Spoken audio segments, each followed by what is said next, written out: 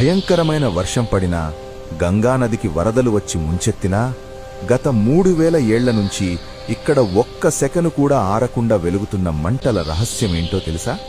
అదే మహాశివుడికి ఇష్టమైన కాశీలోని మణికర్ణికా ఘాట్. పురాణాల ప్రకారం సాక్షాత్తు పార్వతీదేవి తన చెవికమ్మను అంటే మణికర్ణికను ఇక్కడే పోగొట్టుకుంది. దాన్ని వెతికే క్రమంలో శివుడు తన కోపాన్ని అగ్ని రూపంలో ఇక్కడ వదిలాడట. అందుకే ఇక్కడ చితిమంటలు ఎప్పటికీ ఆరవు. ఇక్కడ అత్యంత ఆశ్చర్యకరమైన విషయమేంటంటే, ఇక్కడ దహన సంస్కారాలకు వాడే పవిత్రమైన నిప్పుని డోమ్ రాజా అనే ఒక వంశం వారు 1000 ఏళ్లుగా తమ ప్రాణాల కంటే మిన్నగా కాపాడుకుంటూ వస్తున్నారు.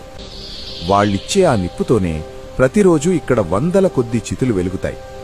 ఒక్కసారి కూడా అది ఆరిపోలేదు. ఇక్కడ ఎవరూ గట్టిగా ఏడవరు. ఎందుకంటే కాశీలో ప్రాణం విడిస్తే సాక్షాత్తు ఆ మహాశివుడే స్వయంగా వచ్చి వాళ్ల చెవిలో తారక మంత్రం ఉపదేశించి మోక్షం ప్రసాదిస్తాడు. మరణాన్ని ఒక భయంగా కాకుండా దేవుడిలో కలిసే పండుగలా భావించే ఏకైక పుణ్యక్షేత్రం మన కాశీ.